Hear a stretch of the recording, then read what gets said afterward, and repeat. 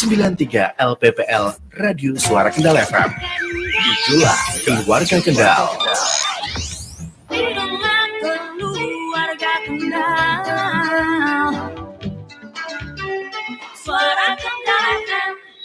Assalamualaikum warahmatullahi wabarakatuh. Selamat sore keluarga Kendal, apa kabar?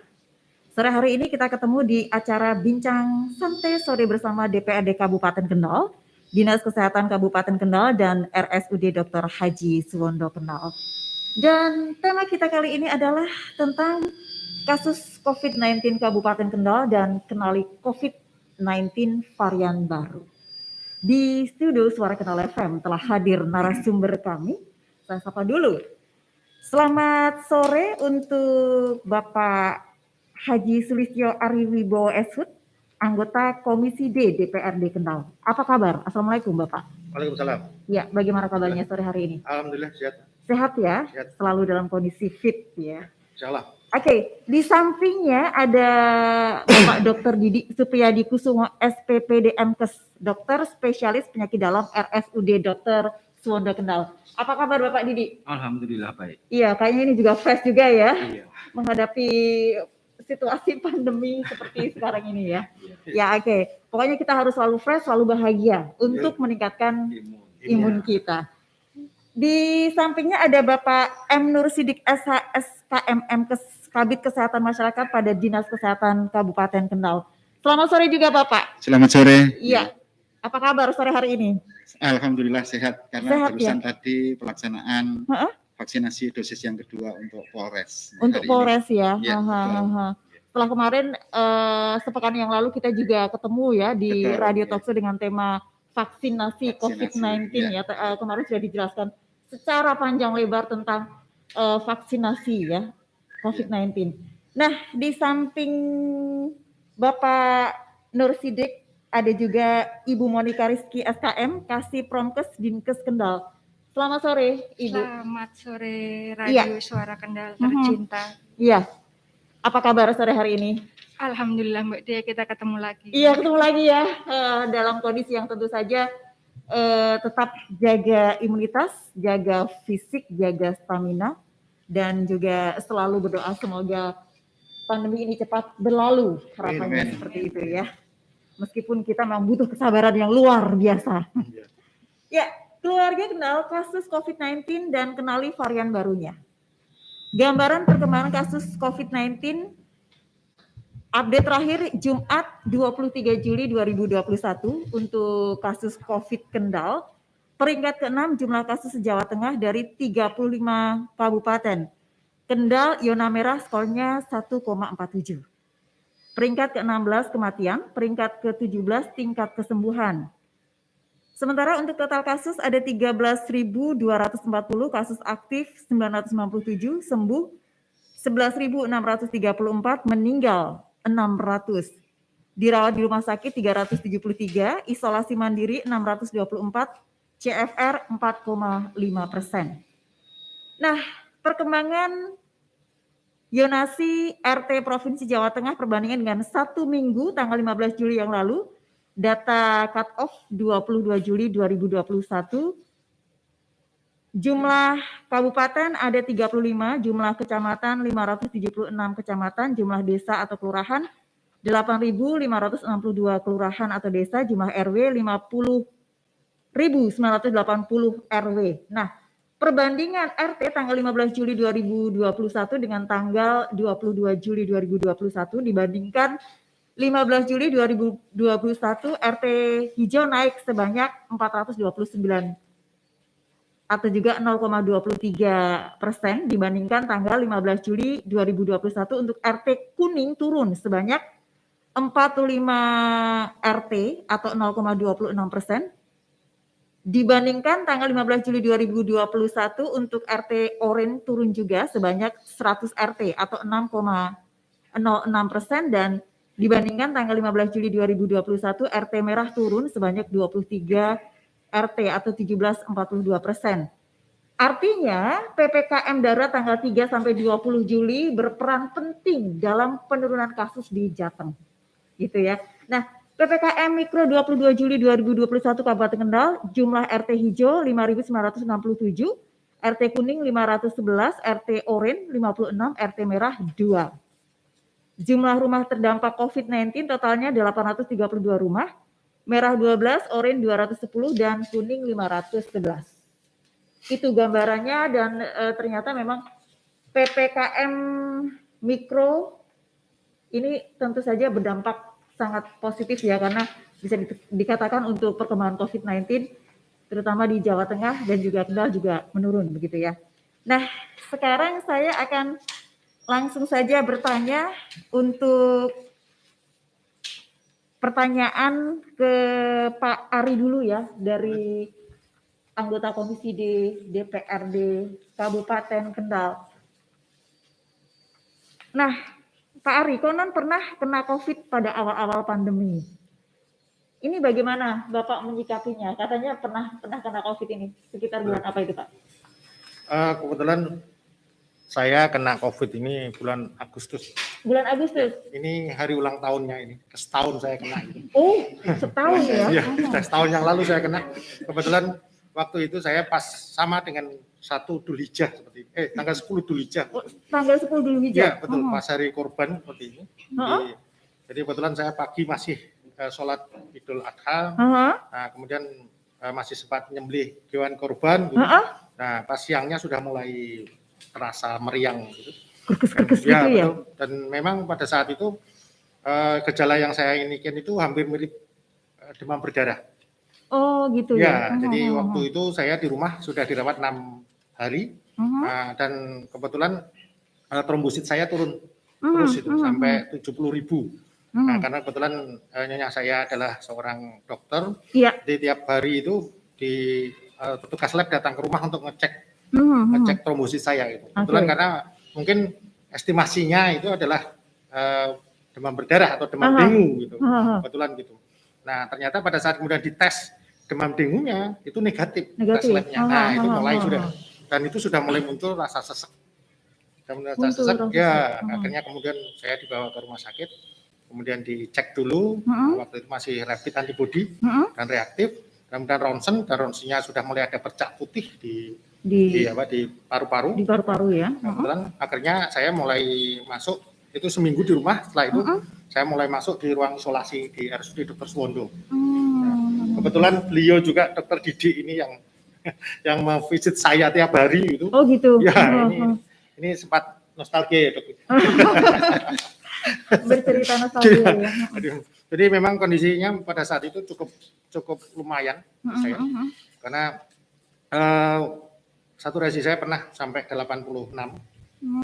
Jadi cukup luar biasa, dan kemudian saya sempat dipindahkan ke ruang insentif itu. Jadi bukan ruang ICU tapi ruang insentif di isolasi tersebut. Dipakai alat yang sudah pakai monitor seperti itu. Gitu. Dan alhamdulillah Allah Subhanahu wa taala masih memberikan kesempatan saya untuk bisa sembuh kembali. Dan ini memang menjadi pengalaman yang berharga gitu buat kita semua. Dan ini memang klaster DPR yang pertama. Karena waktu itu karena waktu itu dengan eksekutif ada pembahasan badan anggaran. Nah, jadi di eksekutif juga ada, total itu ada 28 orang. Nah, kemudian di dewan itu ada 4 orang gitu ya, kebetulan itu yang pertama, dan bahkan waktu itu ada yang meninggal kepala Baperlitbang.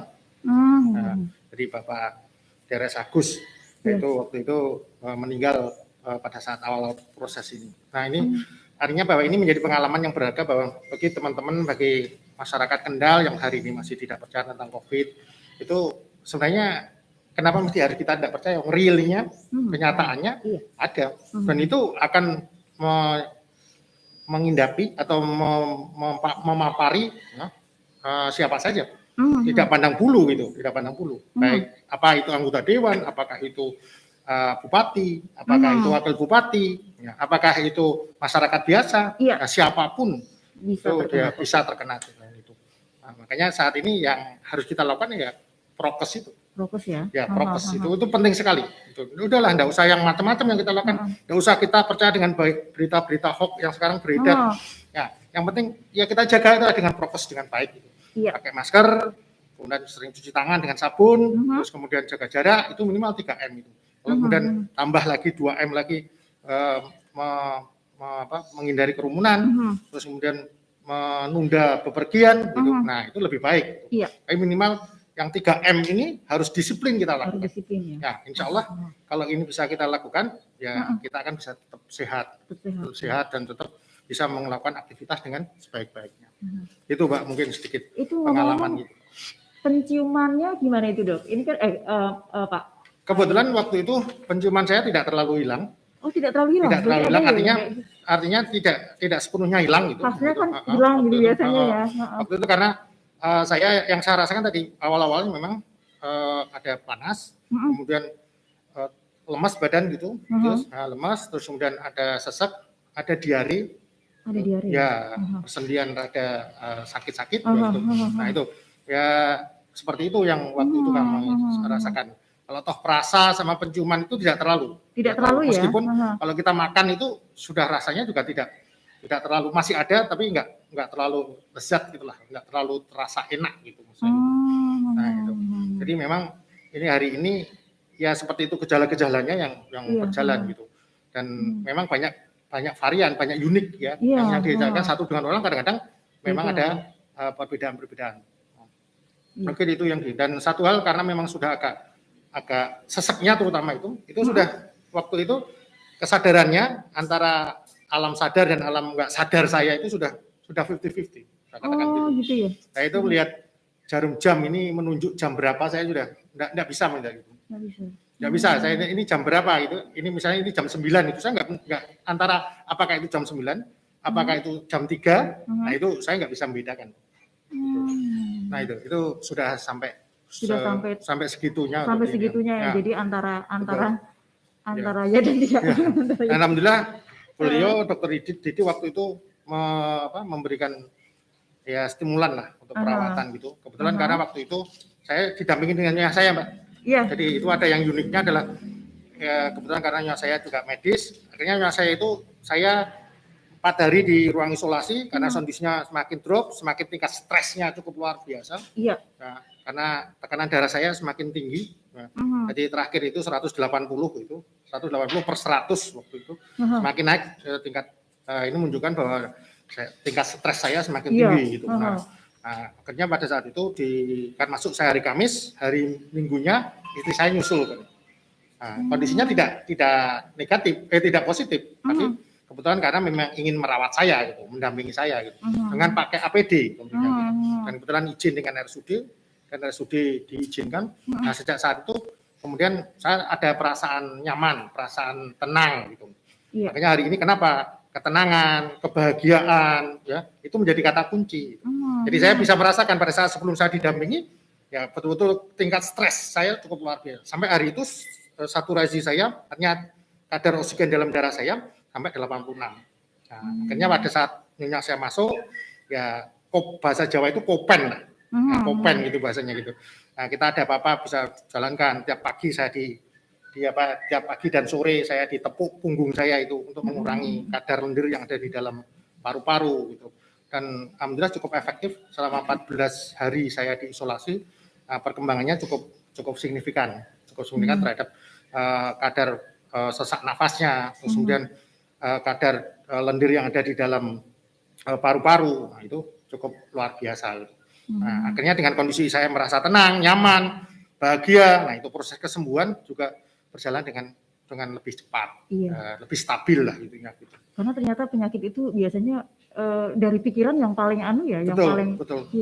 Jadi pikiran kita ini yang menjadi nomor satu. Nomor satu. Jadi pikiran kita itu menjadi nomor satu. Jadi pada saat kita masuk ruang isolasi itu pasti nggak nyaman, siapapun gitu, pasti nggak nyaman.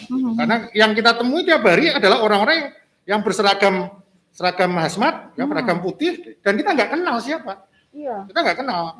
Saya pernah ada saat itu cleaning service yang hampir tiap hari dia masuk membersihkan ruangan itu. Pernah waktu itu, Pak, Assalamualaikum. Saya bilang, ini siapa ya Mas? Oh saya tim ses Bapak gitu.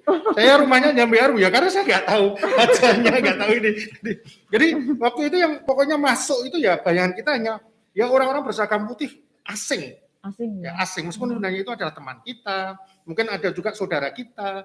Ya kalau dia nggak nyapa, dia nggak memberitahu, kita nggak tahu itu yang masuk itu siapa. Makanya disitulah kadang-kadang tingkat stressingnya menjadi lebih tinggi. Menjadi lebih tinggi. Makanya memang kesiapan kita untuk secara pikiran, secara mental itu menjadi kata kunci pada saat kita itu. Dan semangat kita untuk apa? Untuk sembuh itu harus kita semangati. Nggak boleh tidak, kalau kita hopeless ya sudah lewat.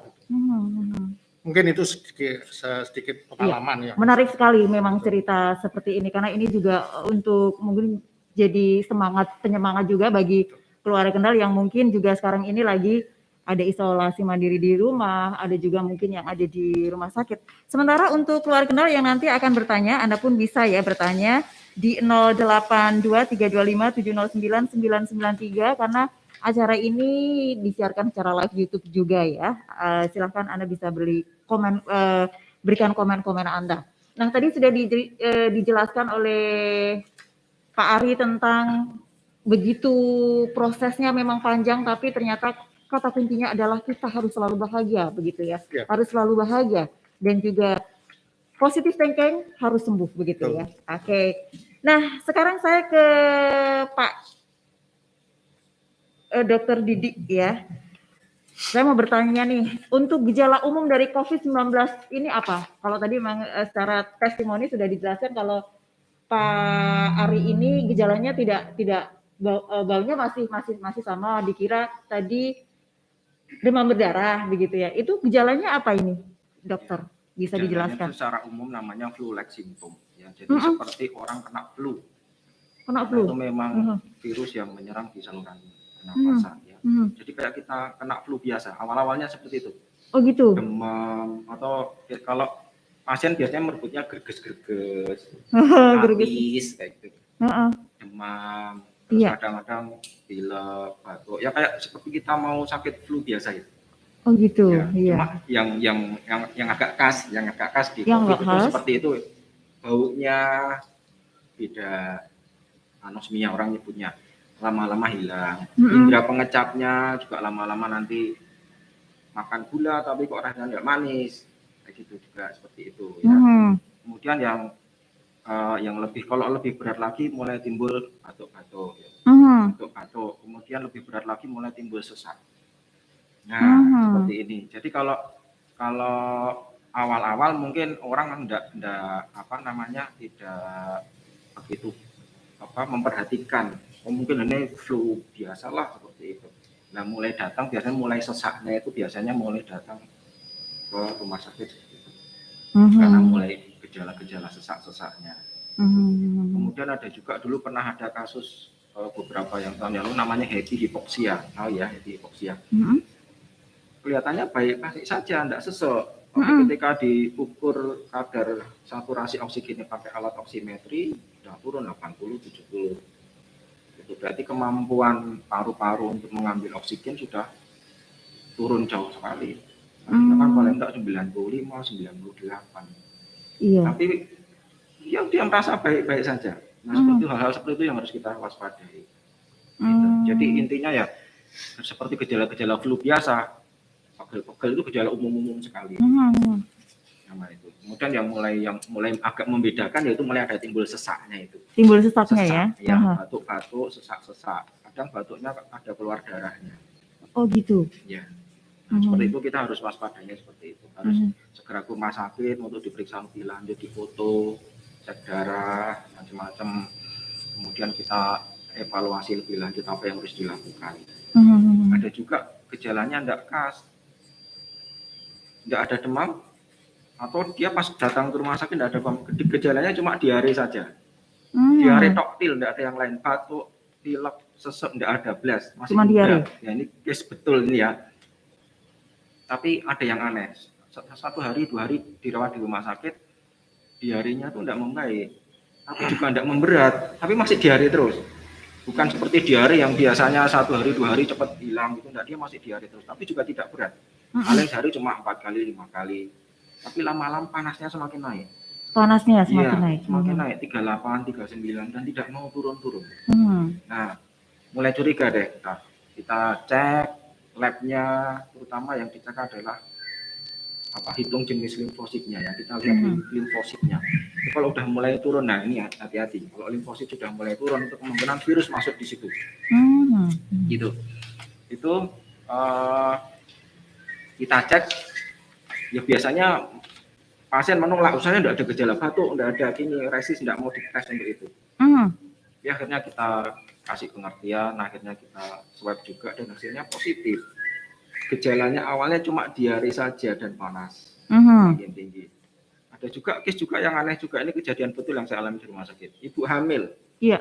Ibu hamil masih muda lah, umur 30, kehamilannya juga 28-32. Demam, seperti gejala awal-awal tadi, batuk, pilek, sesak ada. Kemudian kita lab, kita curigai, kok ini sepertinya COVID. Kita foto, tapi foto pada ibu hamil kan harus ada pelindungnya yang untuk itu, yang untuk melindungi janinnya itu ada pelindungnya. Gambaran foto ronsennya khas untuk COVID, bercak-bercak putih di kedua lapangan paru kanan kiri. Kita minta untuk PCR. Hasil PCR pertama negatif. Negatif. Iya. PCR kedua negatif. Tapi gejala-gejalanya tidak hilang, panasnya masih tinggi, sesaknya masih tinggi, riak-riaknya terutama yang di belakang ya. Kalau COVID itu tidak tahu saya kenapa. Riaknya itu bukan di daerah depan, tapi di paru-paru punggung belakang sini, terutama bagian bawah kanan kiri. Punggung bagian. Ya, di daerah punggung belakang, di paru-paru yang bawah kanan kiri dua-duanya itu muncul di situ. Udah, pasiennya ngeyel, ini saya sudah negatif, tidak ada ini mana buktinya gini. Tapi dilihat dari klinis, pemeriksaan fisik itu memang mengarah ke COVID. Saya tetap minta PCR yang ketiga. Hasilnya baru positif PCR yang ketiga. Itu ya. Seperti itu. Terakhir sudah kontrol, sudah baik. Terakhir tadi pagi apa kemarin ya? Pasiennya sudah datang, sudah kontrol, sudah enak.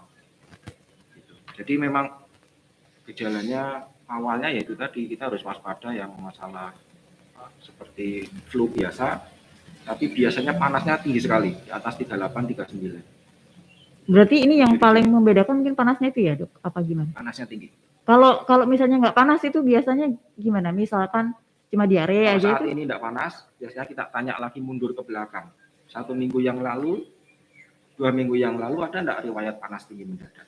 Karena inkubasinya dari COVID itu kan sampai 14 hari. Gitu. Jadi panasnya mungkin sudah 1 minggu yang lalu, baru panasnya reda, muncul gejala-gejala yang lain. Oh gitu. Iya. Jadi memang gejala-gejalanya kompleks. Iya kompleks banget ya. Kompleks. Jadi sedikit sulit ya kita untuk sulit, ini. Ya. Kadang datang dengan stroke. Gejala stroke, tapi ada demam. Ada demam, riwayat sebelumnya enggak ada, kita swab, ternyata positif juga. Itu yang bikin kita dilema juga, rumah sakit mengcovidkan lah. Iya. Ya, tapi memang stroke sama COVID kan memang ada linknya ya. Si COVID itu kan memang dia menyebabkan penjendalan darah. Darah yang menjendal, yang lari-lari di ini, kalau nempel di pembuluh darah otak ya gejala-gejalanya memang stroke yang muncul.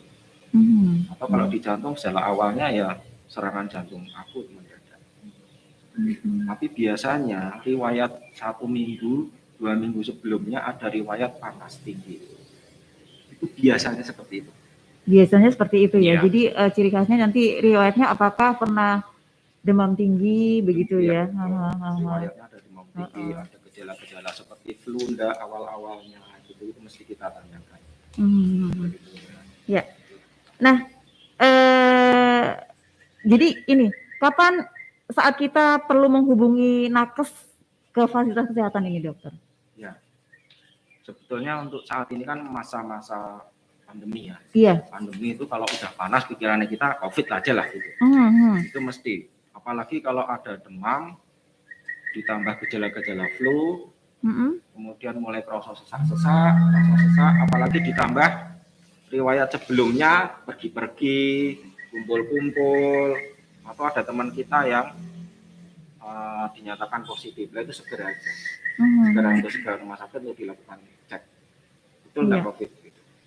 Gitu. Jadi misalkan kalau gejalanya enggak muncul, tapi dinyatakan, misalkan saya ketemu Pak Ari hari ini, Pak Ari dinyatakan positif ya. Positif misalkan ya, saya kontak sama Pak Ari. Pak ini saya positif nih Pak, sudah dinyatakan positif. Ya. Padahal beberapa hari yang lalu saya makan-makan nih sama Pak Ari. Makan-makan sama Pak Ari. Saya ngamati diri saya semenjak ketemu sama Pak Ari, itu muncul gejala enggak? Kalau ada muncul gejala, walaupun itu demam, atau ada gejala-gejala flu, saya harus segera cek secepatnya untuk konfirmasi. Gitu. Tapi kalau gejala-gejala saya tidak muncul, apa yang harus kita lakukan? Tunggu dulu sampai 4-5 hari, baru kita lakukan cek untuk swabnya. Karena biasanya muncul di hari keempat, hari kelima dia baru muncul. Walaupun gejalanya tidak ada. Jadi maksud saya jangan buru-buru kita lakukan segera swab. Karena baru masuk itu biasanya proses sekitar 4-5 hari baru dia bisa terdeteksi di swab PCR-nya itu. Kecuali kalau memang sebelum 5 hari sudah muncul gejala-gejala, ya segera saja dilakukan swab gitu. Iya. Semakin kita terdiagnosis, semakin cepat terdeteksi, itu lebih mudah untuk menangani, mencegah penularan ke orang lain, iya, dan segera dapat pengobatan. Nah itu yang penting di situ. Yang penting di situ ya. Oke. Nah, seberapa bahayanya ini COVID ini? Seberapa bahayanya, Pak? Dari literatur dikatakan 80% COVID itu sebetulnya ringan sama sedang. Ringan sama sedang. 80% ya. 80%. Ya. Berarti hanya menimbulkan batuk-batuk ringan saja. Saturasinya masih bagus, masih di atas 93. Yang 15% itu masuk yang berat. Masuk berat itu frekuensi pernapasan kita di atas 30. Atau kalau diukur saturasi oksigen kita di bawah 90. Itu 15%. Yang 5% itu kritis. Kritis itu berat ditambah kelainan organ yang lain, ada gagal ginjal, ada sepsis, ada shock, ada kelainan-kelainan lain yang memperberat kondisinya. Gitu. Jadi 80% itu sebetulnya ringan sedang, 15% itu berat, dan 5% itu masuk fase kritis. Ya, coba kita bayangkan aja 5% sama 15% sudah bikin rumah sakit kelaparan. Iya. Jadi itu yang harus kita jadi perhatian, catatan pentingnya dari situ. Ya, jadi seperti itu ya. Nah, ini yang mungkin pertanyaan menarik. Apakah COVID itu ada obatnya? Nah, COVID. Ya. Sampai saat ini. Sudah ada obatnya apa belum ini? Yang definitif obat untuk COVID belum. Belum ya? Belum. Dan COVID ini masih dinyatakan sebagai self-limiting disease. Berarti penyakit yang bisa sembuh dengan sendirinya. Penyakit yang bisa? Ya. Virus itu kan semuanya dikatakan self-limiting disease. Bisa dikatakan sembuh dengan sendiri. Asal tubuh kita kuat. Obat-obat yang kita berikan itu untuk support. Untuk mencegah komplikasi. Ya. Dan beberapa obat antivirus yang sudah dinyatakan boleh diberikan itu yang mulai yang ringan dulu ya, itu yang oseltamivir. Ini sudah kenal ya oseltamivir. Kemudian yang kalau lebih di atasnya lagi, di atas itu kalau kondisi yang sudah agak berat itu kita pakai Avigan atau Favipiravir. Gitu. Itu yang lebih berat lagi itu ada lagi yang pakai suntik itu remdesivir. Terus kemudian ada obat-obat ini yang untuk antivirusnya sendiri ya. Yang lain tuh obat-obat untuk memperkuat kondisi tubuh. Iya. Ya seperti Pak Ali bilang tadi itu support ya. Nggak boleh stres. Nggak boleh stres. Bukan hanya Pak Ari, saya juga stres pasti. Kan beliau kan anggota dewan. Istrinya dokter teman sejawat itu beban itu yang merawat itu bertumpuk-tumpuk. Iya. Gitu. Jadi ya secara definitif untuk apa obat sudah ketemu sampai saat ini WHO belum menyatakan obat ini yang paling pas, belum. Yang menyembuhkan diri sendiri. Gitu ya. Jadi dibantu dengan obat-obat yang lain ya. Komplikasinya kita kendalikan, komorbidnya kita kendalikan, faktor-faktor pemberat yang lain kita kendalikan. Dan yang lebih penting sebetulnya kalau menurut saya itu support keluarga. Support keluarga ya. Sama semangat dari pasien. Iya. Semangat hidup dari pasien itu penting sekali. Iya. Kalau enggak, dikasih obat apa-apa juga susah sekali itu. Sama kita kasih obat macam-macam yang sudah pakai ini, tapi dia sendiri semangat hidupnya tidak ada, tetap akan berat ya. Jadi kita harus punya semangat untuk sembuh, semangat untuk hidup. Jangan lupa juga berdoa begitu ya. Ini adalah kata kunci juga, kata kunci bahwa kita harus selalu berdoa karena segala sesuatunya atas izin yang kuasa juga ya. Itu akan terjadi begitu ya. Dan memang pasrah di sini dalam artian istilahnya itu pasrah ke yang di atas begitu ya. Pasrah bukan berarti kita tidak melakukan apa-apa. Iya, kita tetap harus berusaha. Ya. Menarik sekali memang tentang COVID ini, keluarga Kendal. Dan sebelum kita lanjutkan ya bincang-bincang kita di Radio Talkshow untuk sore hari ini, di bincang sore yang sangat asik, kita bakal simak jeda berikut ini.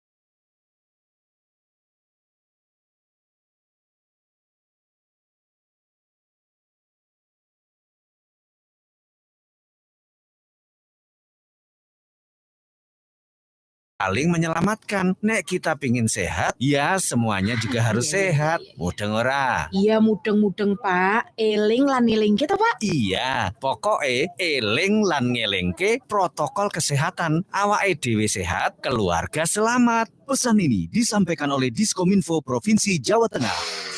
Radio Suara Kendal. 93 Suara Kendal FM masih di bincang sore bersama DPRD Kabupaten Kendal, Dinas Kesehatan Kabupaten Kendal, dan RSUD Dr. Haji Suwondo Kendal. Tema kita adalah tentang kasus COVID-19 Kabupaten Kendal dan kenali COVID-19 varian baru.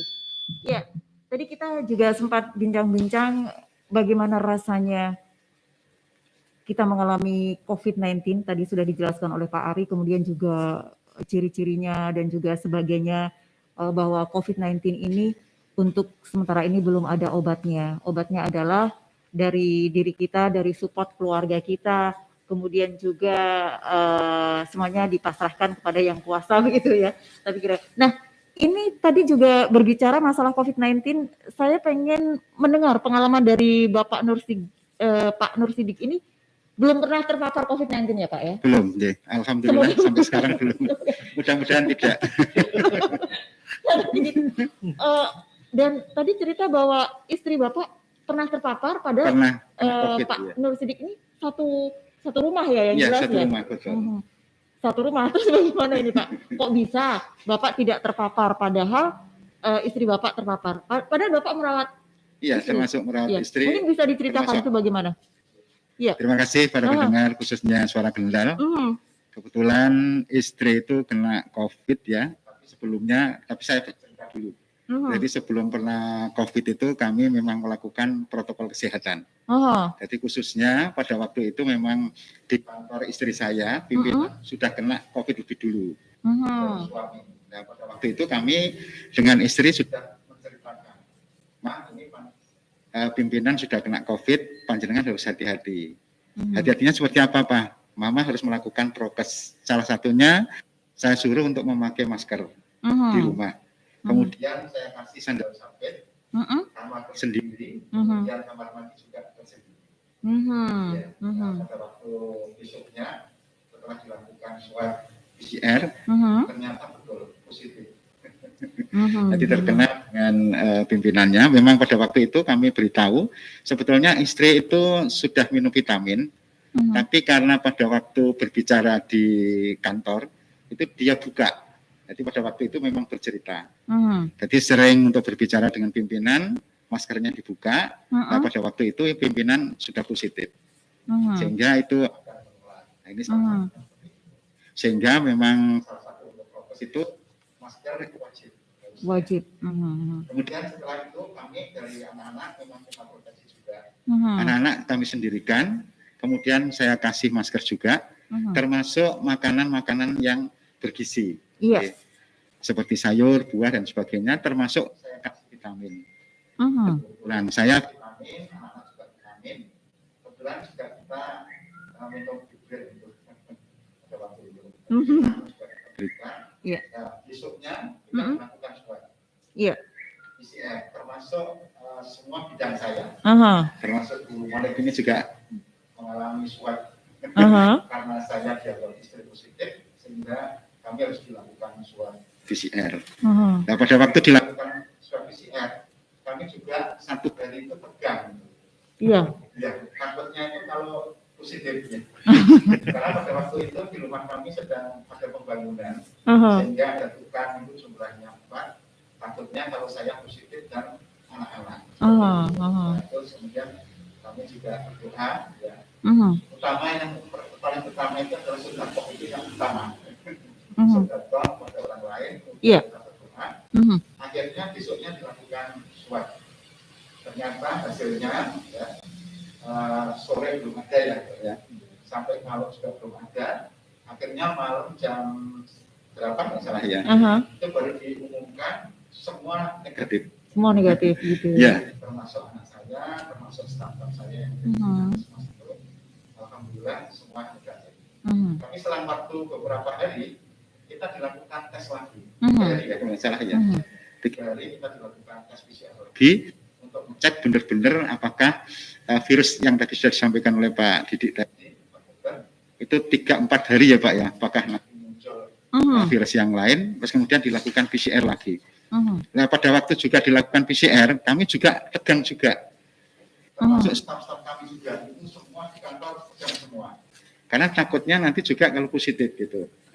Karena pada waktu itu baru di Dinas Kesehatan itu baru bidang puskesmas itu yang takut terkena COVID. Jadi semuanya kan belum pernah itu. Tapi karena istri saya kena COVID, takutnya teman-teman itu sudah kontak dengan saya, takutnya kena COVID. Ya. Akhirnya dilakukan tes, alhamdulillah hasilnya negatif semua. Ini salah satunya memang protokol kesehatan ini yang perlu kita lakukan. Jadi saya sendiri sudah menganjurkan kepada anak-anak, sampai sekarang pun itu anak-anak kalau pegang apapun mesti cuci tangan pakai sabun. Iya. Sampai tangannya putih-putih itu. Karena seringnya cuci tangan pakai sabun itu. Jadi setiap pegang apapun itu harus pakai seperti itu. Dan kami menerapkan juga, alhamdulillah kalau di rumah, setelah saya pulang, itu memang saya siapkan termasuk disinfektan. Jadi khususnya untuk semprot sepatu maupun sandal. Jadi setiap saya pulang, itu sepatu saya semprot dulu. Gitu. Jadi setelah masuk, saya lepas baju, termasuk pakaian ini, tempat cucian, terus saya mandi, baru bisa kumpul dengan anak-anak seperti itu. Nah, ini salah satu proteksi lah. Pada waktu itu memang istri saya karena di tempat masih ada pekerjaan pembangunan, akhirnya kami meminta kepada Pak Kepala Dinas, akhirnya bisa ditempatkan di RSDC di sana selama 14 hari. Ya. Karena tidak memungkinkan rumah untuk kumpul. Dan di samping itu juga pada waktu itu memang tenaga kerja yang bekerja di tempat kami pada takut juga karena istri saya positif. Akhirnya kami menjelaskan secara edukasi bahwa yang terkena itu adalah istri saya dan istri saya sudah berada di RSDC Rumah Sakit Darurat COVID. Sehingga sudah ditalihkan ke sana, akhirnya pekerjaan tidak ada masalah. Ini yang perlu diedukasikan kepada masyarakat. Iya. Sebetulnya seseorang yang kena COVID sebenarnya tidak usah takut sebetulnya. Jadi kita harus bisa isolasi mandiri kalau memang itu tidak bergejala atau gejala ringan itu bisa isolasi mandiri berada di rumah. Jadi kemudian kalau dia berada di rumah nanti setelah itu baru keluarga melaporkan kepada bidan desa ataupun puskesmas. Tetapi orang yang kena COVID ini tidak boleh berjalan kemana-mana. Jadi tidak boleh kontak dengan orang lain. Iya. Nanti kalau kontak dengan orang lain nanti juga akan menularkan. Nah ini yang kita harapkan. Sehingga dia diharapkan di situ di rumah isman dulu, kemudian dia memakai masker, kemudian tadi jaga jarak, kemudian cuci tangan dengan sabun dan air yang mengalir tadi. Ya. Baru nanti keluarga melaporkan kepada petugas kesehatan. Dan dia harus menceritakan keadaan kesehatannya. Nah ini tadi yang sudah disampaikan oleh Pak Dr. Didik, 4-5 hari baru bisa dilakukan kalau ada gejala. Ya. Kalau tidak ada gejala. Tapi kalau misalkan dalam waktu 1 hari 2 hari ada gejala, ya harus dilakukan pemeriksaan ya Pak. Tes PCR. Jadi untuk mengetahui apakah ada kontak tadi penularan sehingga bisa tangani secara dini. Nah, ini salah satunya seperti itu. Kemudian berikutnya nanti kalau sudah dilakukan pemantauan oleh tenaga kesehatan, ya itu biasanya nanti ada notifikasi. Jadi setelah lapor dengan bidan, setelah lapor dengan puskesmas, nanti dari pihak puskesmas itu akan melakukan pemantauan, termasuk pemeriksaan. Ya. Itu nanti kalau sudah melakukan pemeriksaan, biasanya nanti ada notifikasi, misalkan perlu dikasih obat, ya dikasih obat. Kalau perlu hanya vitamin, ya hanya vitamin saja. Itulah itu nanti melakukan isman. Kalau yang sekarang kan bisa 10 hari. Kalau 10 hari itu tidak ada gejala apa-apa. Tapi kalau misalkan masih ada merasakan tidak enak, ditambah 3 hari lagi. Jadi 14 hari. Nah, 14 hari baru selesai itu. Jadi baru bisa dilakukan bahwa dia sudah negatif. Katakanlah seperti itu. Ini salah satu untuk melakukan proteksi diri dalam rangka untuk mencegah COVID itu tadi. Tetapi yang memang harus dilakukan, kita daripada melakukan apa, supaya tidak terkena COVID, ya tadi prokes dilakukan dengan 5M tadi, memakai masker, jaga jarak, mencuci tangan dengan sabun, termasuk dengan adanya PPKM level 4 ini, atau yang kemarin darurat, ya sementara kurangi kerumunan, kurangi mobilitas, bepergian. Karena memang kebetulan di Indonesia zonanya masih zona merah. Iya. Apalagi di tingkat provinsi, di tingkat kabupaten. Di Kabupaten Kendal ini juga zonanya masih merah. Iya. Dan kita nomor 1 di Kabupaten Kendal. Di Jawa Tengah. Di Jawa Tengah nomor 1 Iya, ya? betul. Di Jawa Tengah kita nomor 1. Dan ini harapannya ya perhatian masyarakat ini terutama dengan adanya PPKM level 4 ini ya sementara masyarakat mematuhi lebih dahulu. Jadi anjuran pemerintah ini harus ditaati lebih dahulu supaya COVID ini khususnya bisa menurun. Ya, kalau COVID ini bisa menurun, insya Allah ya nanti ekonomi juga akan berjalan. Tapi kalau ini tidak turun-turun, ekonomi juga tidak berjalan. Iya, benar. Karena nanti takutnya banyak orang berkerumun lagi sehingga ada peningkatan kasus. Nah, ini yang kita harapkan ya anjuran pemerintah harus bisa dipatuhi lebih dahulu gitu, supaya penurunan. Tadi sudah disampaikan bahwa dari hasil PPKM zona kita kan sudah mulai naik, zona hijau tadi ya. Jadi termasuk yang merah sudah mulai menurun, yang hijau sudah mulai naik. Ini berarti yang hijau kan sudah baik. Iya. Nah ini harapannya dengan adanya PPKM ini ya nanti kalau ditaati dengan benar ya mungkin masyarakat sementara lah ya tetap jualan sesuai dengan aturan karena memang masyarakat boleh jualan tapi memang aturannya jam 8 memang harus tutup. Ini supaya tidak ada berkerumun pada malam hari.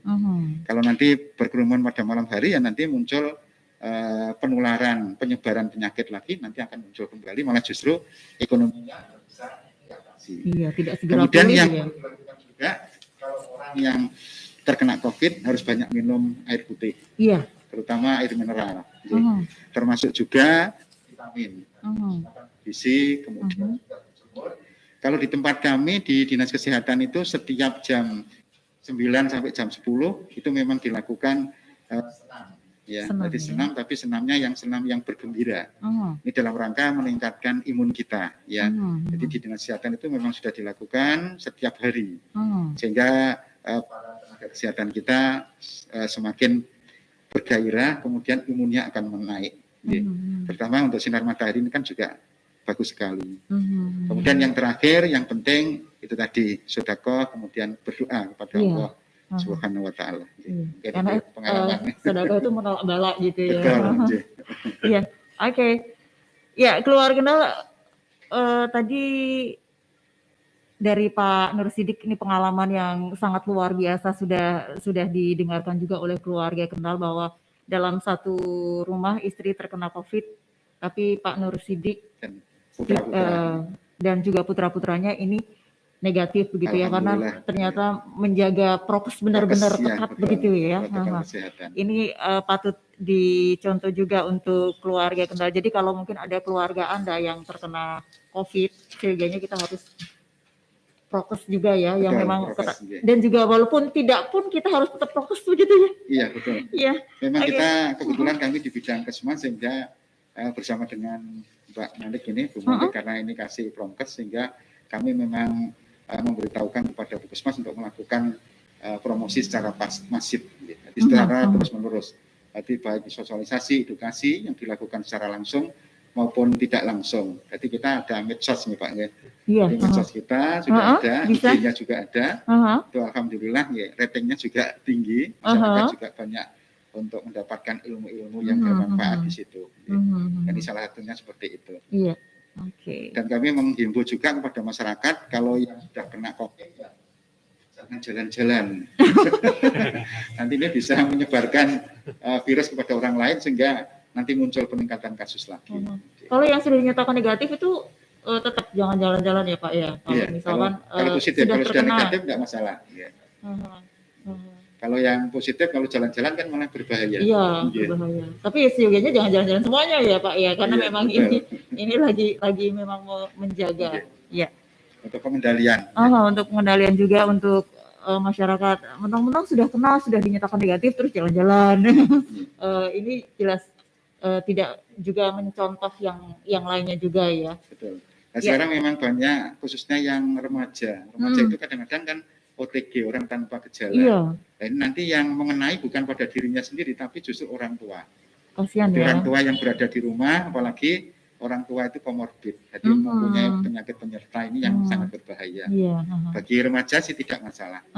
Dan alhamdulillah kita di Kabupaten Kendal ini bersama dengan pemerintah daerah, TNI Polri, kita melakukan percepatan vaksinasi. Nah, ini memang harapannya nanti dengan adanya munculnya herd immunity atau kekebalan seseorang, kemudian kekebalan kelompok ini, kalau nanti masyarakat Kabupaten Kendal ini bisa mencapai minimal 70% lah vaksinasi, ya nanti untuk penularan akan berkurang. Akan berkurang ya. Salah satu contoh, katakanlah dalam satu keluarga itu ada 10 lah, katakanlah 10 yang 2 belum divaksin, karena mungkin dia adalah orang tua atau mungkin bayi, tetapi yang 8 sudah divaksin misalkan, itu tidak ada penularan. Jadi penularannya cukup rendah lah, katakan rendah ya.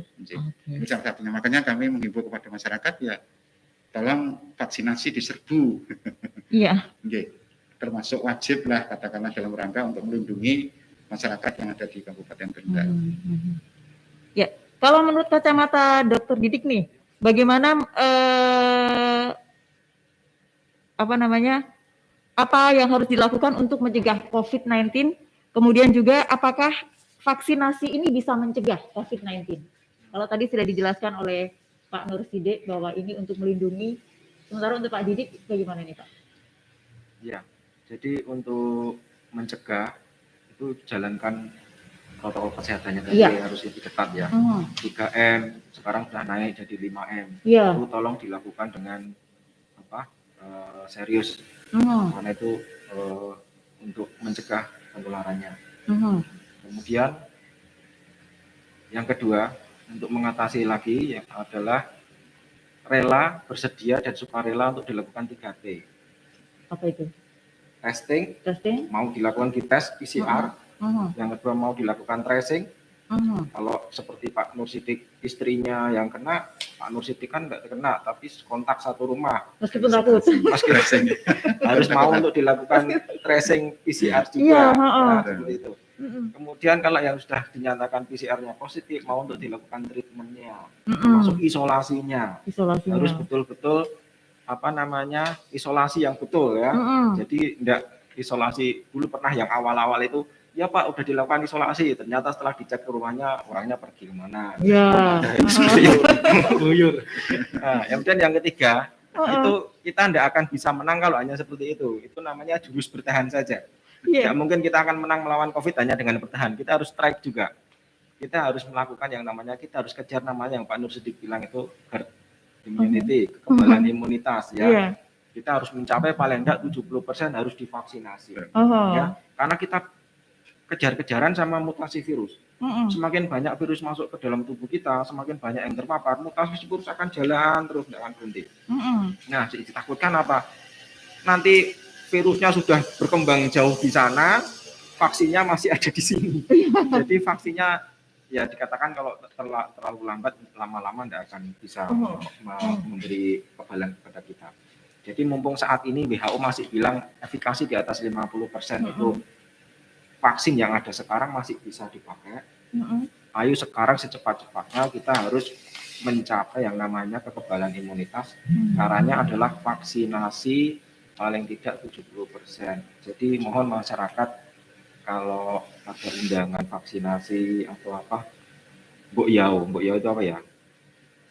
Apa bahasa Indonesia? Sukarela atau apa untuk apa ikut vaksinasi. Soalnya saya di Poli juga sering kayak gitu. Dok, saya punya kayak gini, Anda divaksin aja ya. Itu banyak yang saya DM, gulanya sekian, tensinya sekian. Saya kan tidak masuk kriteria untuk vaksin, tuh dok, sekian itu. Lah Bapak diobati enggak? Enggak, saya enggak pernah berobat. Nah, seperti itu kan juga konyol juga. Jadi banyak ya beberapa ini yang minta surat untuk tidak layak vaksin, tapi untuk alasan-alasan yang sebetulnya tidak logis gitu. Ada yang mau pergi ke sana, ke Medan. Kenapa kok pergi ke Medan, Pak? Karena anak saya ada di sana dan mau menikah. Saya nggak bisa ke sana kalau tidak ada surat itunya. Saya punya gini. Ya intinya banyak resistensi juga di masyarakat. Jadi mohonlah kita kejar-kejaran sama yang namanya mutasi virus ini supaya herd immunity, kekebalan imunitas bisa tercapai. Ya kita harus sukarela berbondong-bondong mau untuk dilakukan vaksinasi untuk mengejar 70%. Gitu. Untuk 70% nanti bisa melindungi yang 30%. Yang 30% ya. Otomatis yang 30% akan terlindungi karena virusnya mau nular ke sana enggak bisa, mau nular ke sana enggak bisa, mau nular ke sana enggak bisa. Akhirnya yang delik di tengah-tengah yang enggak divaksin kan dia terlindung di situ. Berarti itu yang takut itu mungkin pengennya yang 30% itu. Aku yang pengen yang 30% aja. Ya, tapi harus 70%-nya harus terpenuhi dulu. Silakan yang lainnya gitu. Saya yang kerja saya enggak gitu kan enggak boleh seperti itu. Ya kita harus kerja dulu sampai gitu ya. 70%-nya. Iya, mungkin kadang ada orang berpikiran seperti itu ya. Iya. Kan sudah Banyak. banyak ya. Itu tugas beratnya Pak. Sama beliau ini promosi. Nah, ini apakah COVID ini bisa menular lewat udara ini, Dok? Ya, sebetulnya COVID ini kan menular dinyatakan WHO masih droplet ya. Droplet itu percikan yang keluar dari mulut ketika kita ngomong, ketika kita bersin, ketika batuk ya, dinyatakan droplet kalau ukurannya itu di atas 5 mikron. Ya, kalau di bawah 5 mikron itu namanya sudah airborne. Tapi yang jelasnya kan kalau saya bersin batuk di sini, siapa yang bisa menyatakan droplet saya di atas percikan yang keluar di atas 5 mikro kan enggak, mesti ada yang di atas 5 mikro, ada yang kecil ya kan. Kalau yang di atas 5 mikron tadi kan namanya droplet, dia nempel-nempel di sini. Itu yang sumber penularan utama sebetulnya ada di situ. Sedangkan yang kecil-kecil yang kita sebut airborne itu sebetulnya kalau sirkulasi udaranya bagus itu tidak akan berpengaruh. Oh gitu ya. Berpengaruh kalau ruangannya tertutup, ya kurang sinar matahari, sirkulasinya kurang baik, maka yang airborne ini akan muter aja di sini. Nah itu yang justru berbahaya.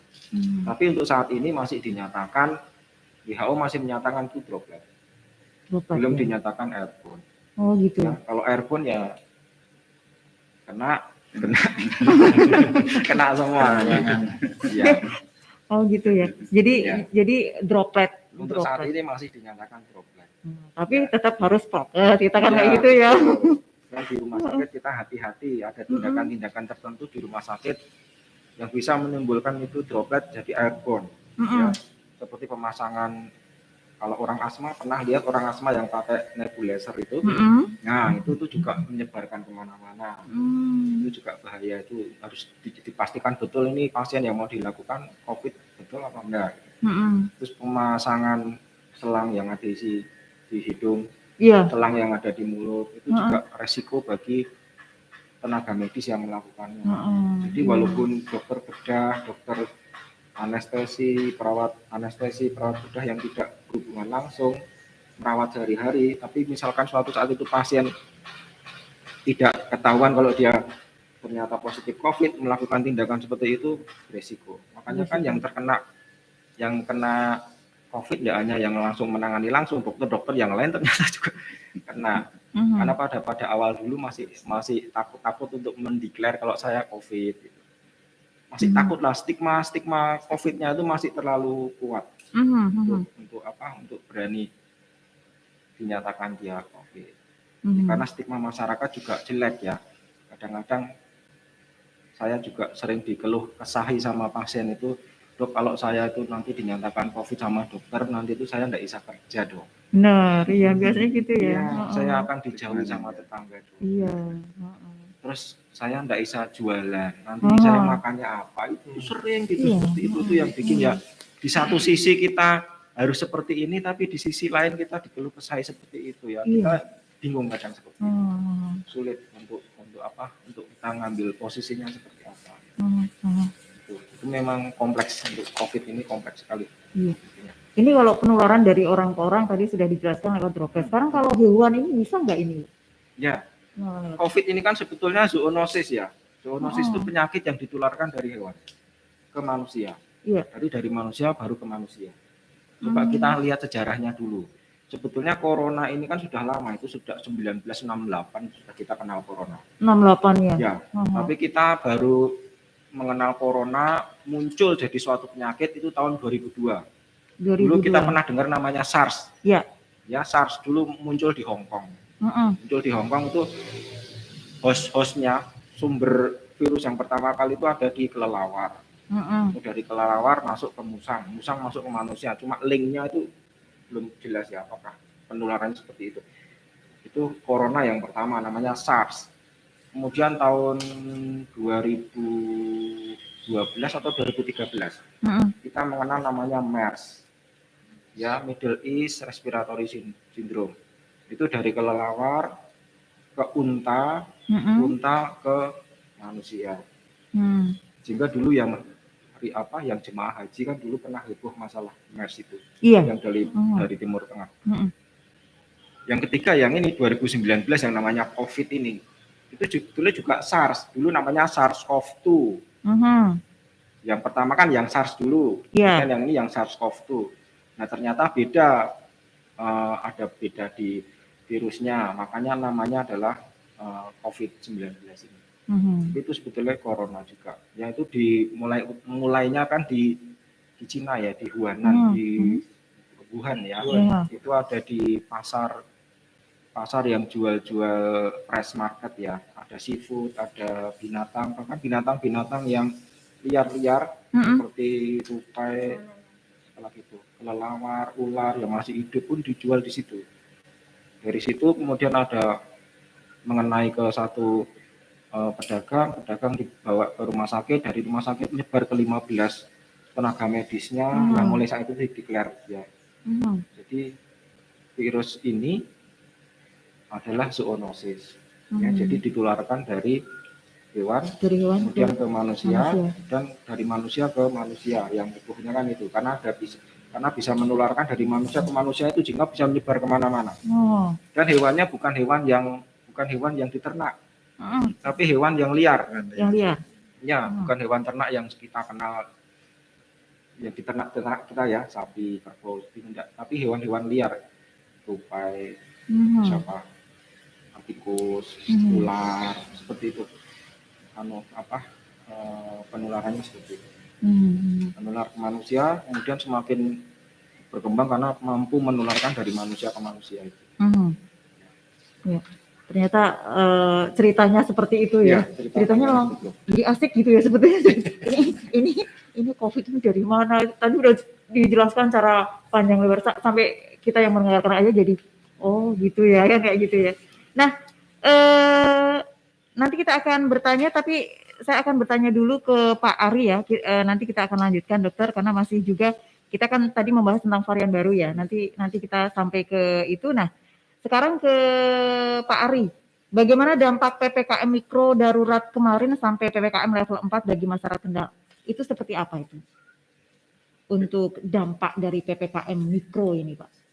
Ya, dampaknya ini sebenarnya luar biasa ya. Jadi tujuan dari PPM mikro ini, PPM darurat ini kan sebenarnya dalam rangka mencegah dari penularan yang luar biasa di dalam masyarakat. Tapi memang yang dirasakan kebijakan ini memang di masyarakat itu masih malakama. Satu sisi bahwa masyarakat ini kan butuh roda ekonomi itu kan terus berputar. Ya, kalau dia tidak bekerja, tidak berdagang, maka dia hari itu atau besok dia tidak bisa makan. Nah ini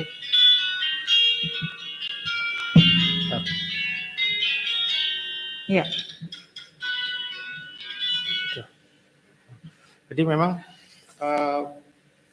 kita sebagai anggota dewan, seringkali kita mendengar keluhan gitu, keluhan dari banyak pihak, dari segala sektor, sektor perdagangan, baik yang UMKM, gitu, para pedagang-pedagang di pasar, yang notabene mereka adalah dia bekerja untuk hari ini, dia untuk menyambung hidup hari ini, sektor teman-teman buruh gitu dan lain sebagainya.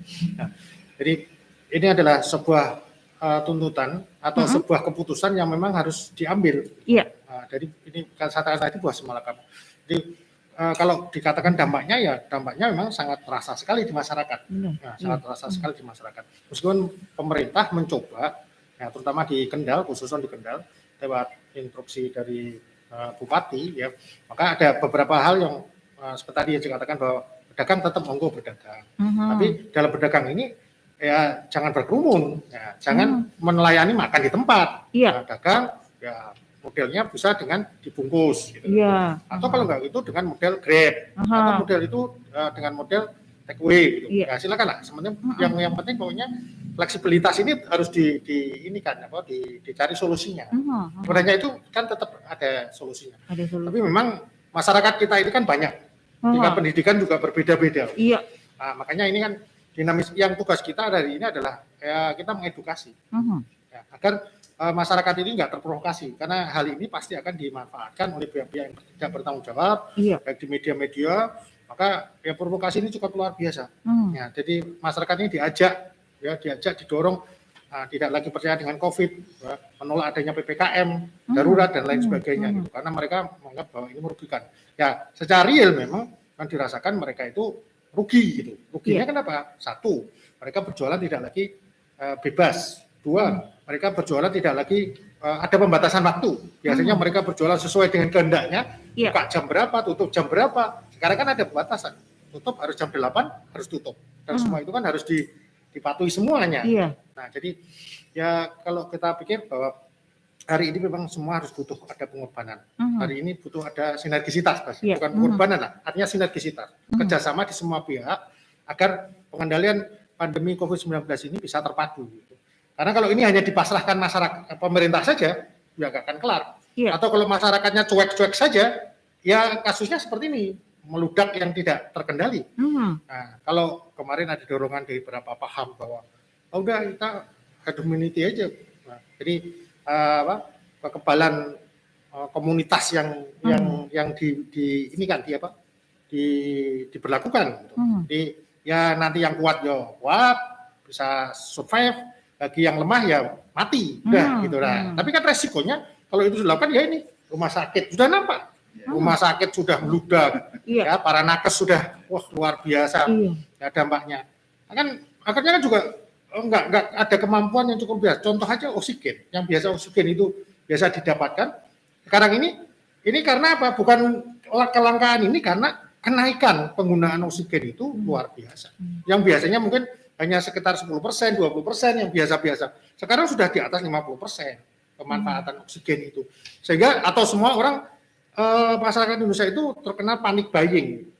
Jadi mereka itu ada kebiasaan pada saat melihat sesuatu itu akhirnya mereka panik.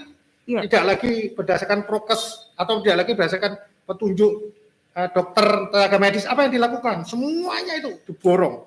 Mulai dari vitamin C, vitamin D, vitamin E. Nah, itu di apotek-apotek itu sekarang langka. Bahkan obat-obatan yang sifatnya untuk virus yang tadi yang biasa dijual itu apa acyclovir itu.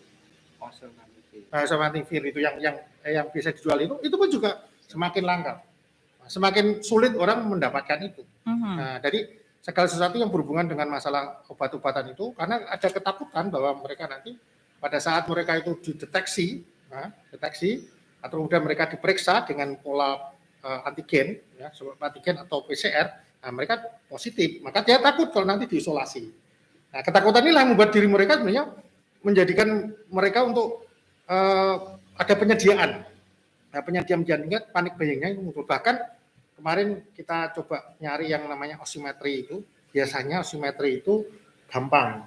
Biasanya harga 80 itu sudah ada yang paling rendah itu.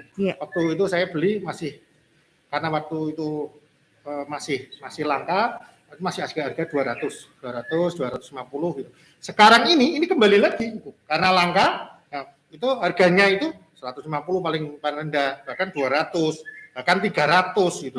Wah, itu luar biasa. Seperti yang oksigen juga gitu ya. Oksigen juga sekarang jadi inilah yang dampak-dampaknya menjadikan apa? Intinya bahwa masyarakat itu kondisinya jadi selama mereka tidak mempunyai pattern atau mempunyai patokan yang terkait dengan penanganan pandemi ini, maka ya selama ini dia akan menentang. Semakin mereka menentang, yang terjadi adalah semakin banyak yang terpapar. Semakin banyak yang terpapar, akibatnya adalah rumah sakit, ya, tempat-tempat isolasi akan penuh. Nah, dan semua ini tentunya ya merugikan kita semuanya. Jadi kalau ditanya tadi pengaruhnya atau dampaknya, ya ini sangat luar biasa. Tetapi di satu sisi, ya, pemerintah memang harus membuat sebuah keputusan. Keputusan. Kalau tidak ini dipaksa untuk membuat keputusan ini, ya tadi yang paham herd immunity itu yang dimunculkan, ya semakin chaos. Semakin chaos. Dan bahkan mungkin tidak bisa kita bayangkan, hampir seluruh rumah sakit se-Jawa Tengah ini, itu boardnya itu sudah hampir 100% yang kepakai untuk COVID. Bahkan nambah. Sebuah gambaran, RSUD Suwondo itu, waktu pertama kali kita menjelang ada COVID dan masih belum dikatakan pandemi, masih di beberapa negara di Cina waktu itu, kita cross check kesiapan rumah sakit Suwondo untuk ruang isolasi, waktu itu masih ada hanya 8 ruang isolasi yang disiapkan. Setelah berkembang waktu saya masuk itu sudah lebih dari itu. Bahkan sekarang hampir 50% bed di rumah sakit Suwondo itu sekitar, informasi kemarin terakhir itu sekitar plus minus sekitar 400-an itu udah hampir separuhnya itu sudah dipakai untuk COVID. Bayangkan, padahal di satu sisi kebutuhan masyarakat kita yang non COVID itu juga banyak. Nah, dampak dari posisi ini, contohnya ibu hamil. Hari ini ibu hamil itu yang menjadi korban yang banyak. Tuh, boleh nanti di Pak Sodik menunjukkan data yang diberikan itu. Itu ibu hamil yang ini. Dan bahkan sekarang peningkatan angka kematian ibu yang sebenarnya itu menjadi target dari Dinkes untuk menurunkan, karena Kendal termasuk salah satu yang tinggi juga AKI, jadi angka kematian ibu dan angka kematian anak itu juga tinggi. Hari ini semakin meningkat. Karena apa? Karena memang khususan untuk ibu hamil ini penanganannya cukup khusus gitu. Dia butuh ruang isolasi tersendiri. Kalau toh ruang ICU juga ada ruang ICU tersendiri. Dan hari ini tidak semua rumah sakit bisa memfasilitasi. Jadi kalau dikatakan dampaknya itu tidak hanya dampak ekonomi saja, tapi dampak yang berhubungan dengan masalah kesehatan, dampak berhubungan dengan pelayanan, dampak yang berhubungan dengan masalah pengambilan keputusan untuk birokrasi yang ada saat ini. Nah, itu. Jadi memang hari ini luar biasa, dan mudah-mudahan ini dengan ketegasan yang diambil oleh pemerintah ini dan terus termonitor, dan kami sebagai wakil rakyat pun juga sebenarnya secara ini kalau ada harusnya sebaiknya memang pemerintah ini pada saat mereka mengadakan PPKM seperti ini, ya sebenarnya bantuan itu tetap harus digulirkan. Iya. Sehingga akan mengurangi dari ada penyeimbang lah dari masyarakat itu memang ada berdampak dari sisi ekonomi, tapi secara kebutuhan mereka yang terkait dengan sembako dan segala macam ini minimal itu juga terus bergulir dan terus bisa dilakukan. Bisa disampaikan kepada masyarakat. Mungkin itu yang bisa. Oke. Ya, keluar kenal sebelum kita lanjutkan, kita bakal jeda berikut ini di 93 Suara Kenal. Radio Suara Kendal.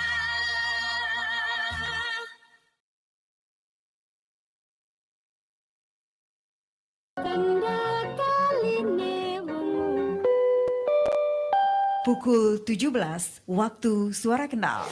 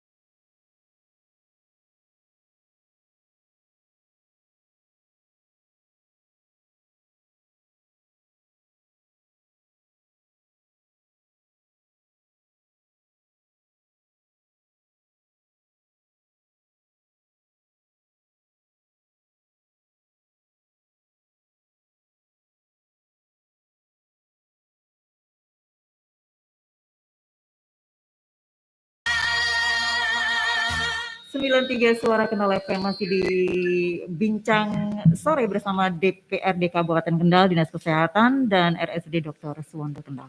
Temanya adalah tentang kasus COVID-19 Kabupaten Kendal dan kenali COVID-19 varian baru. Nah, sekarang saya tanya ke Dr. Didi ya. Tadi kan di tema kita adalah kenali varian baru.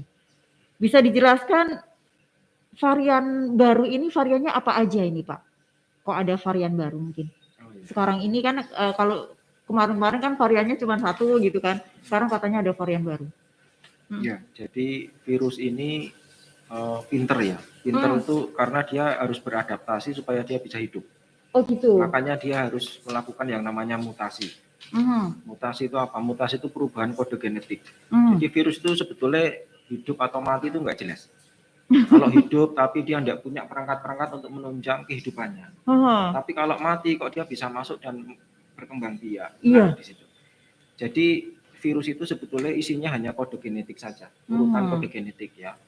Nah, ketika dia masuk ke tubuh kita, dia akan bereplikasi ya. Nah, pada saat pembacaan urutan kode genetiknya itu dia kadang-kadang salah baca.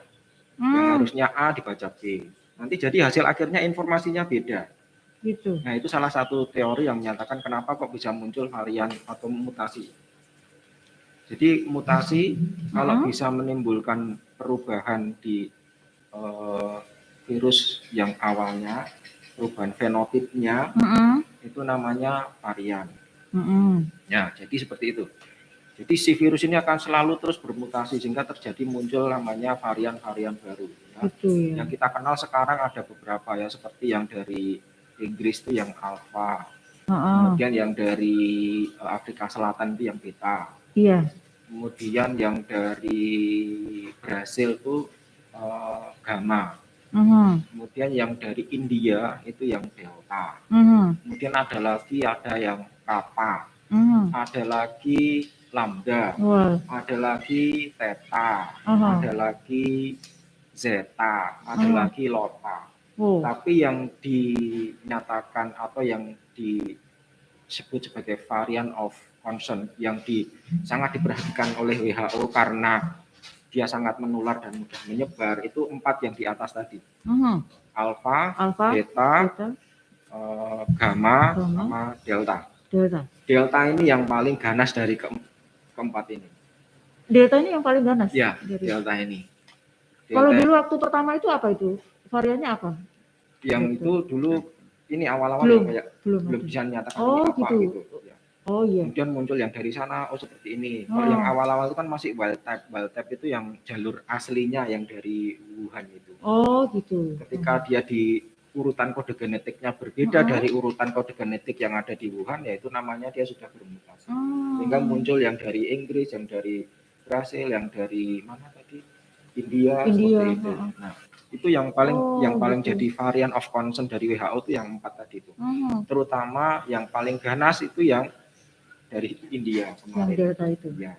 Dan itu kan harus dilakukan genome sequencing ya, diurutkan tuh kode genetiknya seperti ini. Nah, itu hanya beberapa lab saja yang bisa melakukan seperti itu. Dan dikatakan informasi terakhir varian delta ini sudah masuk ke Indonesia dan 70% kejadian yang kemarin itu dari varian yang delta. Dan kalau dirasakan gejala antara yang 1 tahun yang lalu sama yang setelah Lebaran ini itu beda sekali. Beda. Iya. Bedanya apa? Kalau dulu itu tidak begitu sesaknya tuh jarang sekali. Tapi yang setelah 2 minggu Lebaran, setelah kejadian dari India meledak itu kan di Indonesia masih agak turun-turun tuh. Nah, setelah itu baru setelah Lebaran 2 minggu Lebaran baru naik muncul.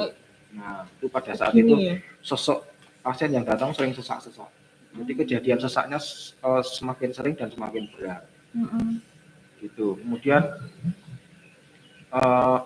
walaupun dia sudah negatif, sequel atau gejala sisanya itu masih muncul. Sesaknya masih ada. Jadi walaupun orangnya sudah PCR-nya negatif, sesaknya masih ada terus, tidak bisa langsung hilang total. Nggak langsung bisa hilang total yang varian delta ini. Gitu. Kemudian lebih mematikan Makanya yang kemarin sempat kita kewalahan, kasus kematiannya kan tinggi banget. Iya. Tidak hanya di RSUD saja, sampai di tempat-tempat lain ternyata juga seperti itu. Gitu. Ini 1 minggu ini kok saya merasakan agak tenang. Karena kalau gawat-gawat itu tiap malam saya diteleponi terus. Jadi 1 minggu terakhir ini alhamdulillah konsulan ke telepon masuk ke saya kok agak tenang gitu. Berarti alhamdulillah ya dokter. Agak mudung-mudung. Iya. Moga-moga ada telepon. Iya. Jadi varian itu sebetulnya gejala-gejalanya sama. Cuma dia mudah menyebar dan gejalanya lebih berat gitu aja. Itu yang membedakan. Yang aslinya sama yang dari varian-varian baru ini. Itu aja sih. Gejala-gejala klinis awal-awalnya sama persis. Sama persis. Iya, sama persis. Cuma dia lebih menyebarnya lebih cepat ya. Lebih cepat. Ya mungkin Pak Nur Sidik istrinya positif kan ya, sekarang mungkin bisa positif juga ya kalau gitu gampangannya seperti itu loh ya. Iya. Jadi fokusnya kita memang harus ketat lagi. Jadi sekarang ini menularnya cepat sekali ya? Ya, menular lebih cepat dan dampak klinisnya lebih hebat. Dan yang lebih berbahaya lagi kalau dia bisa menipu. Maksudnya gejala klinisnya iya, tapi setelah di PCR negatif lah, yang itu yang bahaya. Saya sudah 2, yang tadi saya ceritakan awal tadi ya. 2 kali negatif, yang ketiga baru positif. Itu saya pernah ketemu sekali seperti itu. Yang kedua sama kasusnya, cuma sayangnya ini tetap ngeyel, tidak mau dites yang ketiga. Jadi dia lost, tidak tahu kemana. Biasanya kontrol ini sudah lama-lama nggak kontrol, saya nggak tahu juga itu kasus Bapak itu kemana. Itu yang saya takutkan, yang ditakutkan dari varian selalu bermutasi itu, kalau dia bisa menipu testing yang kita punya. Tapi dari PAMKI itu Persatuan Ahli Mikrobiologi Klinik Indonesia masih menyatakan masih bisa untuk mengejar varian-varian yang ini, karena mereka masih ngeceknya dengan tidak hanya 1 set primer, tapi 2-3 set primer. Jadi kayak jiplakannya itu loh. Kata kuncinya apa? Kunci jawabannya itu tidak hanya pakai 1 jurus, tapi pakai 3 jurus. Jadi maksudnya untuk bisa menangkap itu dinyatakan sebagai COVID masih mumpuni lah, katakanlah seperti itu. Walaupun ya nanti memang kadang-kadang seperti itu. Kemudian yang ditakutkan lagi adalah kalau vaksinasi nanti sudah tidak, karena dia bermutasi terus, vaksinasi yang ada sekarang sudah tidak bisa mengatasi varian-varian yang baru ini. Nah, makanya itu kita harus bergerak cepat untuk berlari sama si mutasi COVID ini, supaya bisa mencapai herd immunity. Tadi saya meluruskan sedikit masalah herd immunity ya. Herd immunity itu bisa dicapai dengan 2 cara. Satu dengan infeksi alami, jadi biarkan aja masyarakat terinfeksi aja nanti sendiri gitu. Oh gitu. Tapi bahayanya yang diceritakan sama Pak Ari tadi, karena lebih ganas, angka kematiannya akan cepat tinggi, rumah sakit kewalahan. Gitu. Biarkan aja nanti 70% masyarakat itu, tapi kan 15% tadi kan berat dan harus masuk rumah sakit, lah itu bahayanya. Yang kedua, bagaimana cara mencapai herd immunity dengan vaksinasi. Ya, dengan vaksinasi yang kita gerakkan untuk mencapai 70% penduduk divaksin, itu nanti bisa mencapai kekebalan penuh. Nah, kalau pilihan pertama, ya semengerikan itu, masa mau kita lakukan seperti itu? Iya. Ya, biarkan masyarakat sampai sakit, banyak yang bergelimpangan, kan tidak mungkin seperti itu. Maka langkah kedua ini yang kita kejar dengan vaksinasi. Jadi monggo kita gerak cepat untuk vaksinasi ini bisa tercapai 70% lah. Gitu. Okay. Ya, tadi sudah dijelaskan untuk varian-varian yang ada, dan tentu saja ini varian Delta menjadi sesuatu yang paling bisa dikatakan menularnya cepat, juga resikonya juga lebih daripada varian-varian yang dulu. Nah, sekarang saya ke Pak Ari nih. Adakah anggaran bantuan dari Kabupaten Kendal untuk masyarakat di luar bantuan pusat atau bansos BLT ini? Yep. Jadi sejak tahun 2020 ada beberapa anggaran yang sudah digelontorkan ke masyarakat. Iya. Jadi di luar anggaran, di luar bantuan yang lewat Kementerian Sosial. Jadi lewat Kementerian Sosial itu kan ada beberapa bantuan yang sifatnya kepada masyarakat yang mereka masuk ke dalam data DTKS. Nah, kemudian setelah itu ada juga bantuan via dengan pemerintahan desa. Jadi pemerintahan desa itu kan anggarannya ada juga yang dari pemerintah pusat. Nah, yang dari pemerintah pusat pada saat itu anggarannya itu pada saat periode sudah mulai 2020 kemarin dialihkan untuk bansos juga. Iya. Jadi masyarakat yang di luar yang belum mendapatkan itu didapatkan dari pemerintah desa. Kemudian yang terakhir sebagai bentuk sapu jagat itu di 2020 itu bantuan masyarakat yang belum mendapat bantuan dari pemerintah dari Kemensos dan dari pemerintah desa, maka dia dapat bantuan dari pemerintah kabupaten. Jadi secara berjenjang itu dilakukan seperti itu. Itu kemarin di 2020. Nah, sekarang ini yang di 2021, nah ini kan lewat dari kemarin ini anggaran yang ada ini, jadi ada kewajiban dari pemerintah kabupaten. Nah, itu jadi secara nasional itu mereka ditekan, maksudnya diwajibkan harus 80% dari DAU dan dana bagi hasil atau dana DAU dan dana alokasi umum dan dana bagi hasil pajak itu. Nah, itu mereka harus disisihkan 80% itu untuk kegiatan yang berhubungan dengan COVID. Nah, kemarin ada 78, kurang lebih sekitar 78 miliar dana yang ada itu. Dari 78 miliar itu ini kan beberapa ditasarufkan, digelontorkan atau digunakan, dimanfaatkan untuk beberapa kegiatan. Nah, di antara kegiatan itu adalah untuk dana COVID. Nah, dana COVID, penanganan COVID. Nah, dana penanganan COVID ada sekitar 20 miliar. Terus kemudian ada dana dukung untuk vaksin. Tadi disampaikan Pak Dindi bahwa kita harus genjot vaksin ini. Meskipun di satu sisi penyediaan vaksinnya itu kan masih monopoli dari pemerintah pusat.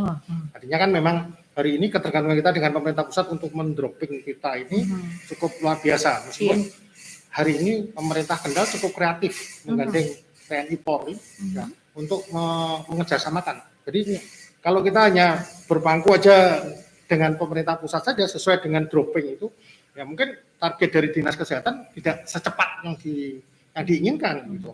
Apalagi yang diinginkan hari ini harus 70%. Karena mungkin plus minus baru 20% gitu sih. Sekitar 20%. Yang plus minus seperti itu. Tapi hari ini kan pemerintah Kendal kan cukup berani membuka link secara online, sentra vaksin di 5 kecamatan. Di 5 kecamatan. Jadi ex-Kawadanan, Kendal yang ada di Mbaurekso, kemudian di Kaliungu, di Kecamatan Kaliungu, terus kemudian di Buja atau ex-Kawadanan Buja itu di kolam renang Buja, terus kemudian di Leri di Kecamatan Leri dan ex-Kawadanan Selokaton yang ada di Patean di Curug Sewu.